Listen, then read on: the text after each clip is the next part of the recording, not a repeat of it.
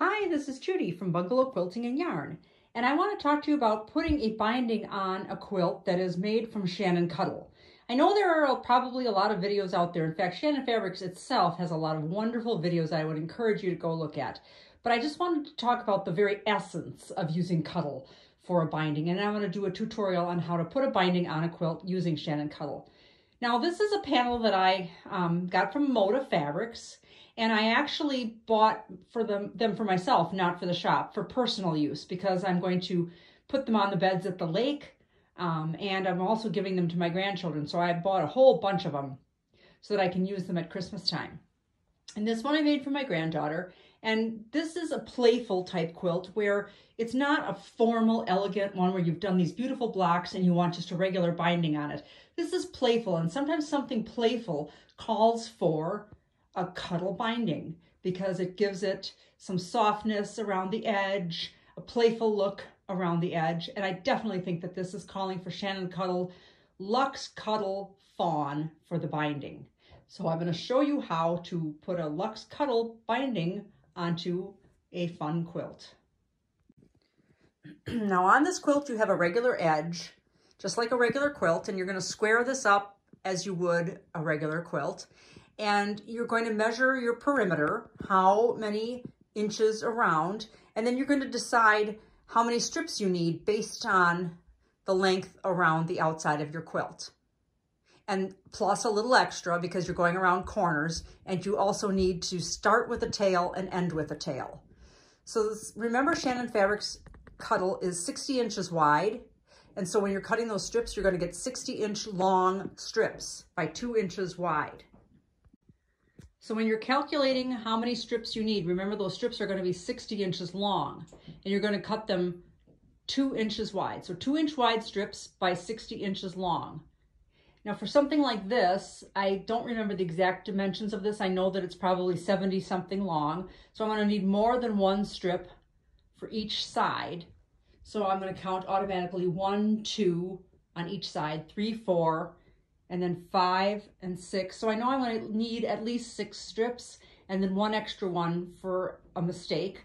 So that's 7. So you're going to need 14 inches, which is almost a half yard. You might as well buy either 3/8 of a yard or a half yard of Cuddle fabric for the binding strips. Cut your strips 2 inches wide by 60 inches, which is the width of fabric. Okay, so I've cut my strips 2 inches wide, and I'm just going to join them end to end. Normally when you do your bias, or your, your binding strips, you sew them on the bias. You know, you join them so that there's a, like this, so that you have an angle. But you don't need to do that with Cuddle. With Cuddle, you can just join them end to end because you can't see your stitches, especially with Luxe Cuddle. With Luxe Cuddle, you can't see where it's joined, and that's another beautiful part about making a binding with Luxe Cuddle, is that you don't see where it's joined because it's so thick and lush. So I'm going to just I'm going to butt them up against each other and sew them end to end in one big long continuous strip. See that? It's so nice you can't really even tell where it's, well, you can see where it's joined, but once it's on the quilt, you really can't. I mean, it looks so nice. So join them all together, end to end, until you have one nice long piece of binding. Okay, now I've taken my strips. When I cut them, I took them outside and I shook them off really good just to get all that Cuddle dust off of the edges.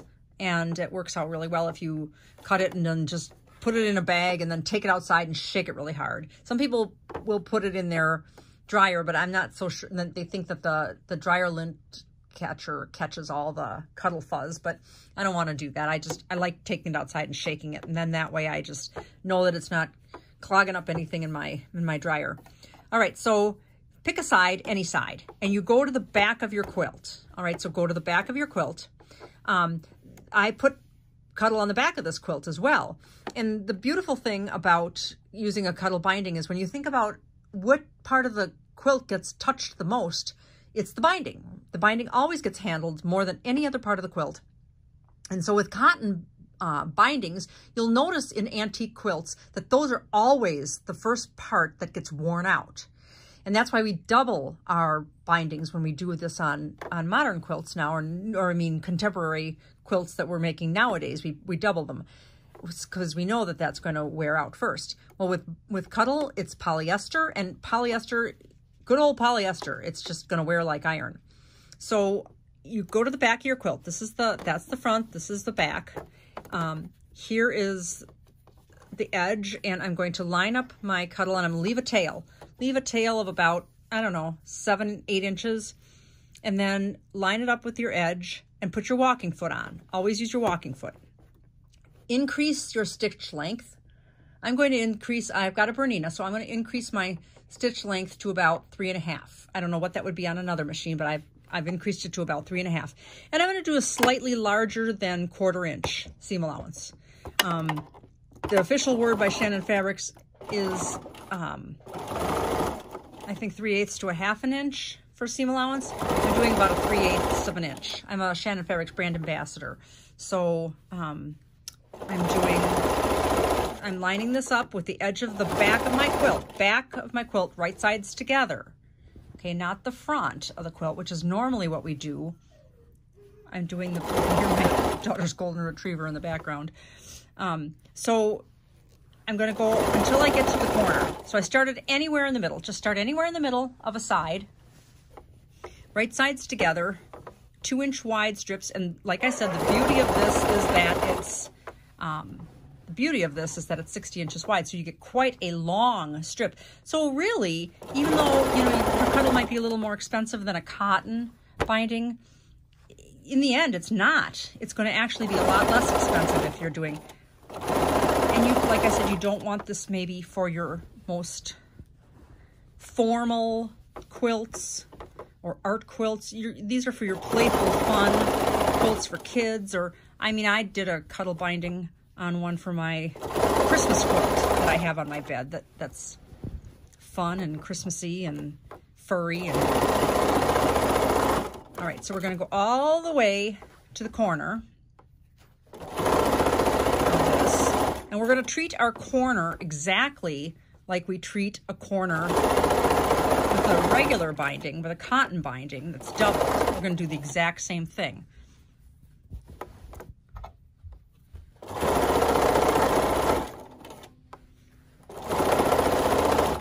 Always use your walking foot. Bring up your quilt stitches, your length of your stitches to 3.5 to 4. Okay, now I'm coming up to my corner. I'm going to stop about 1/4 inch from the edge. Break your stitching, clip. You're going to do the exact same thing with this that you would do with any quilt binding. You're going to flip it up at a 45-degree angle. You see that? How there's that beautiful 45-degree angle right there, and then down again. Let's see if I can move this so you can see it better. It's the same process that you would do with just a regular cotton binding. So up and then back down.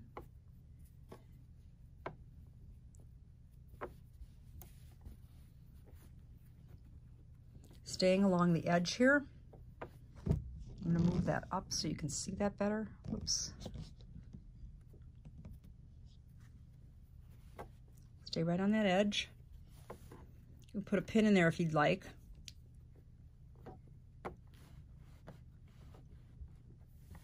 Start up at the top edge and come down. So that's exactly the same that you would do with any, only you're doing a single thickness.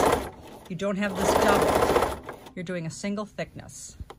You're going to continue to do that all the way around until you get back to the side where you started.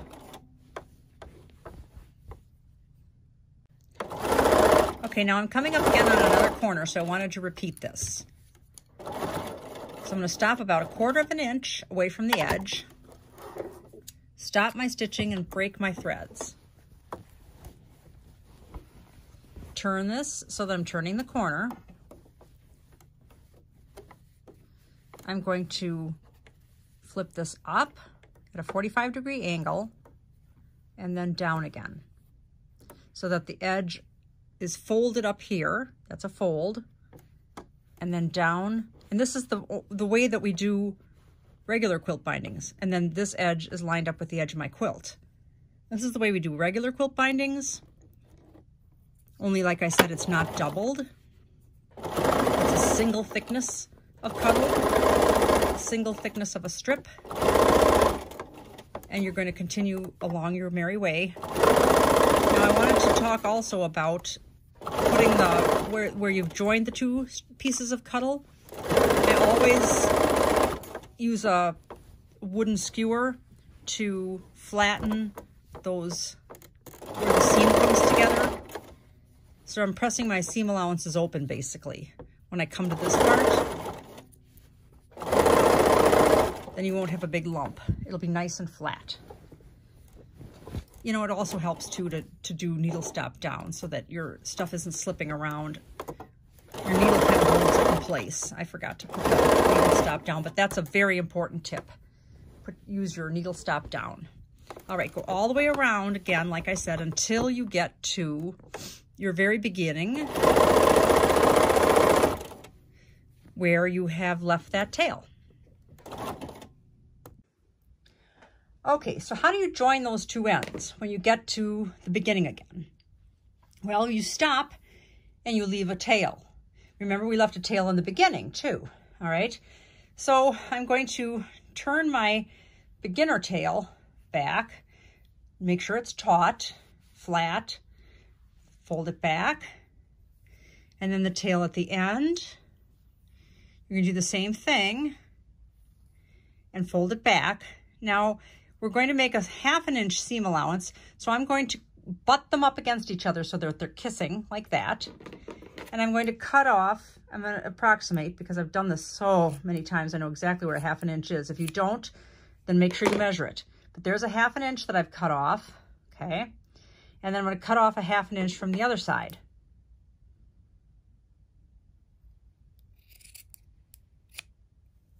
And see, like this, then I'm going to put in a pin, put a pin in there, and I'm going to join them, okay? And then once I've joined them, then I can sew this whole thing down. Okay, so now you can see I've sewn this down and I've sewn it flat. Now our entire perimeter of our quilt is done. So now we're going to turn around to the front of the quilt. I'll clip up these threads. We're going to turn this then to the front of the quilt. And you don't need to finish off your edge. You don't have to turn this on. You can if you want to. You can roll this under if it bothers you to have a raw edge, but Cuddle does not fray at all. Once the shedding stops, once the cut edge is done shedding, it's done shedding. So you could roll this over to the right side and roll it and then do your serpentine stitch, or you could just leave it just like this, okay? But you're going to now use a serpentine stitch on the sewing machine to sew this down to the, and you're flipping it from the back around to the front. Okay, now that we've got our entire perimeter sewn on and we've flipped it around to the front, we're going to use the serpentine stitch. Not everybody has a serpentine stitch on their sewing machine, so you can use a zigzag stitch as well. What it is it stitches a regular stitch in an S formation. And it seems to work really well because it catches that edge all along the way. So instead of a regular zigzag stitch, which you can use, or you can even use a regular straight stitch. Absolutely, you could use a regular straight stitch because you don't have any raveling.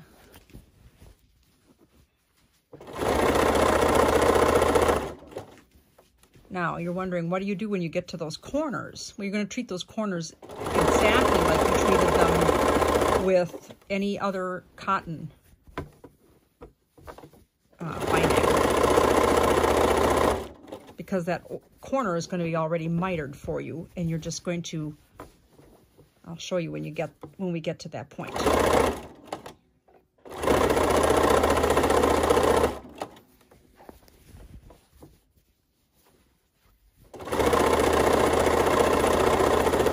This is all treated very, very much the same as you would with a regular cotton binding. I'm going to clip that thread later.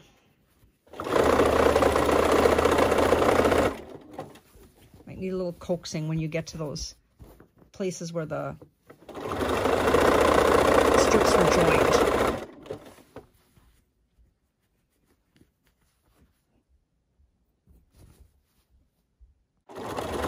Okay, so now I'm coming to that corner, and it looks like this, and I've pulled it over. I'm going to use a wooden skewer, and I'm going to make my nice little 45-degree angle there. See that? I just tucked the skewer there and made a nice 45-degree angle. Keep the skewer there. I'll go into it a little bit so you catch it all. Needle stop down, turn, and then you can go back and give that a little reinforcement later if you want to with a needle and thread. I don't think you're going to need to if you work your way into it a little bit.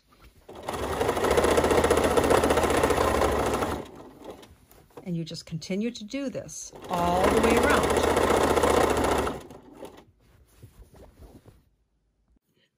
Okay, I'm coming up to another corner, and I'm going to show you what I'm going to do here. I'm smoothing it down with my wooden skewer and bringing the 45-degree angle like that. Okay, that's how I made my 45-degree angle. Just run your skewer right to the edge. Now work your way into it a little bit. Work your way into that corner so that it doesn't come loose.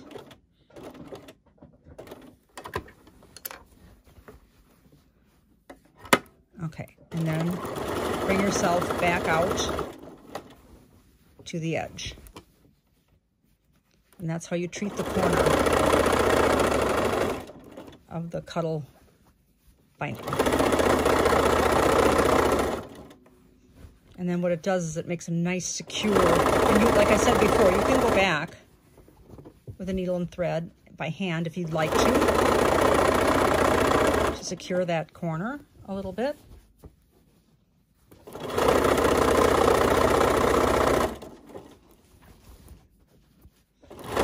I think if you do it by machine, you're not going to need to.